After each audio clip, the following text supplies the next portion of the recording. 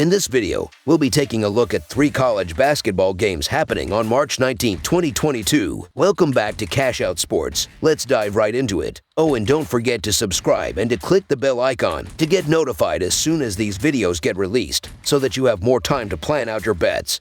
As we provide these videos on a daily basis, I can guarantee that you'll have all the important information that you'll need on these 3 college basketball games after fully watching this video. One more thing before we start. If you would like to gain access to our best exclusive betting picks to take your sports betting journey to the next level, then check out our Patreon in the link down below, where we offer anywhere from 2 betting picks a day up to 10 betting picks a day and much more. Now let's get started.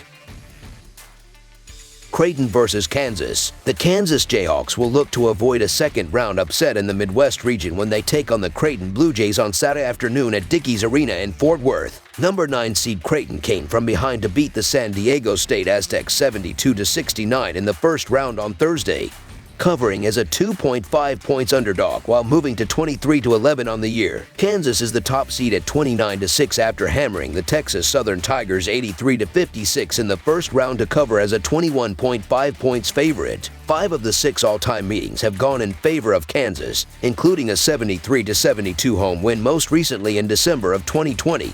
With Creighton's lone victory against the Jayhawks coming way back in 1949. Kansas is 5-0 against the spread in their last 5 games as a favorite. Creighton is 1-7 against the spread in their last 8 games in the NCAA tournament as underdogs. Kansas is 5-0 against the spread in their last 5 games overall. The Jayhawks shot a nice 50% from the field in the Thursday game, along with 11 of 23 from three-point range and 46 rebounds. Kansas is on a nice run over this 6-game win streak, with 70 or more points in each outing. As for Creighton, they get major credit for ending the season on a strong run. The Blue Jays took out some tough teams along the way and have really been clicking. They've got a well-rounded team, but the Kalkbrenner injury is trouble. I don't know if Creighton will be able to adjust to his absence and maintain a cover pace on short notice. Kansas has made easy work of everyone they have played recently, sporting an average margin of victory of 14 points during their current 6-game winning streak. They don't take their foot off the gas when they have a big lead, as evidenced by their 27-point win over Texas Southern and overall beating the spread 3 of the last 4 times they've been favored by more than 10 points. Kansas' expectations of the Final Four and beyond, and they won't give Creighton the opportunity to come back like they did against San Diego State. The injuries for Creighton are a problem, and without Kalkbrenner,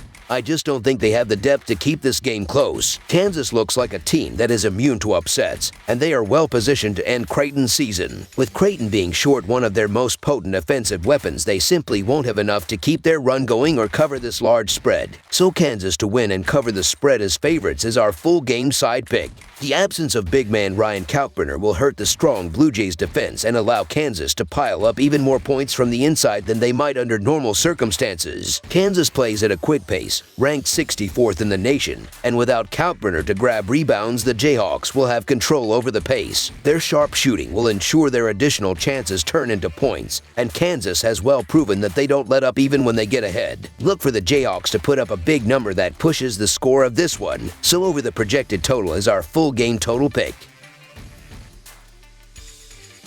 VCU versus Wake Forest. It's a second-round matchup of the National Invitation Tournament as the Atlantic 10 takes on the Atlantic Coast Conference on the hardwood down on Tobacco Road. The VCU Rams are on the road as they travel to face the Wake Forest Demon Deacons Saturday afternoon. VCU comes in off a 90-79 home victory over Princeton in their first-round contest Tuesday night. Wake Forest dropped Towson 74-64 at home in their first-round clash Wednesday night in their previous game. In the all-time series between the programs, Wake Forest has won 2 of the 3 meetings, but it was the Rams rolling to a 90-69 win on the road in the most recent meeting on November 16, 2010. VCU is 9-2 against the spread in their last 11 games as an underdog, and 11-3 against the spread in their last 14 road games, while the under is 12-4 in their last 16 games as a road underdog. Wake Forest is 11-5 against the spread in their last 16 games overall, and 5-2 against the spread in their last 7 games against a team with a winning record, while the over is 6-1 in their last 7 games overall. We've got a distinct clash of styles in this one as VCU relies heavily on their defense to win basketball games, while Wake Forest is an explosive offensive team that is mediocre defensively. VCU's going to look to control the pace in this one, but while they may control it,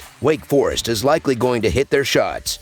and hit the ones that VCU will not. This matchup features one of the best offensive units in the Demon Deacons versus an elite VCU defense. Look for Wake Forest to keep their season alive. Their advantage on offense will be too much to overcome for VCU. Throughout the season, the Demon Deacons have shown the ability to get to the free throw and knock down three-pointers. I see this continuing versus the Rams. Look for Wake Forest to advance in the National Invitation Tournament. Wake Forest to win and cover the spread as favorites is our full game side pick. VCU has seen the under hit in 15 of their 31 games, with one push this season entering this contest. The Rams are just 217th in offensive efficiency, 341st in turnover percentage, and 106th in effective field goal percentage on the year. VCU is 6th in the country in defensive efficiency, 8th in effective field goal percentage defense, and 4th in turnover percentage on the year. The Rams are 101st in tempo with 68.5 possessions a night. Wake Forest is 35th in the nation in offensive efficiency and 46th in defensive efficiency this season. The Demon Deacons are 7th in effective field goal percentage, 3rd in two-point shooting,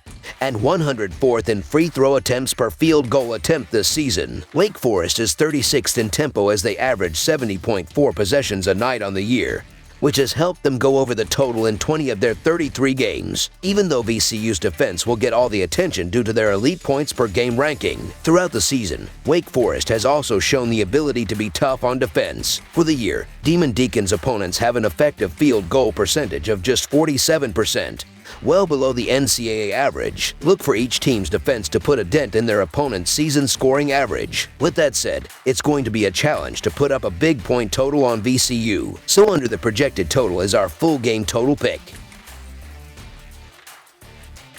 Michigan versus Tennessee. With the NCAA field cut in half, it is time for the field of 32 to do battle in round 2. In the South region, two major conference foes will do battle as the 11th-seeded Michigan Wolverines out of the Big Ten will take on the 3rd-seeded Tennessee Volunteers from the Southeastern Conference. Michigan rallied from a 15-point deficit to take down Colorado State, 75-63. Meanwhile, Tennessee rolled to an easy first-round win over Longwood, 88-56. These two will square off Saturday in Indianapolis. The Volunteers have won 8 straight games, with 3 of those wins coming against top 15 teams. They are very good offensively and they play better in recent games, making 48% of their shots and 48% of their three-pointers in their last 3 games. They are aggressive on the offensive glass, grabbing more than 10 offensive boards per game, which will lead to more scoring opportunities. They also do a good job protecting the ball and won't give the Wolverines a lot of easy scoring opportunities. The Wolverines split their last 6 games and they haven't looked impressive defensively, giving up 70 points or more in 4 of their last 6 games,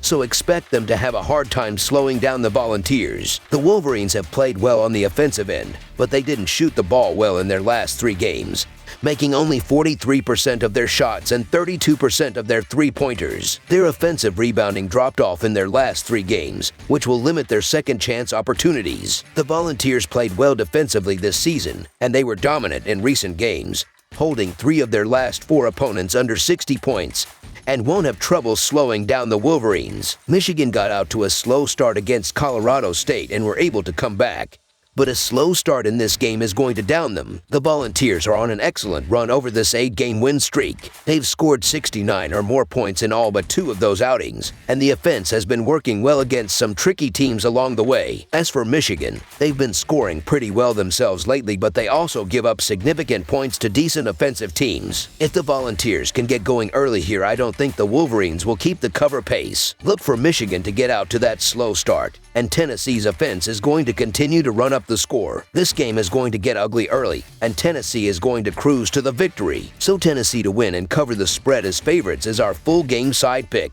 In their past 5 games, Michigan is averaging over 75 points per game and has gone 3-2. In Tennessee's last 5 games, all wins, they've scored an average of 74 points per game. Tennessee can play either style, grinding out wins or playing up tempo. Michigan is typically better in games they put up some points. Tennessee's relentless pressure will rule the day, and I expect the turnovers to pile up in the second half, leading to easy Volunteer baskets. Those easy baskets will help push the point total, so over the projected total is our full game total pick. That's all for now, so if you have any other games you would like reviewed, then leave a comment down below with the game you would like analyzed. Subscribe to our channel, leave a like on this video, and we'll get to it as soon as we possibly can. We would also love to hear your opinion on the picks presented to you in this video, whether you agree or disagree with them, so leave a comment down below and do let us know.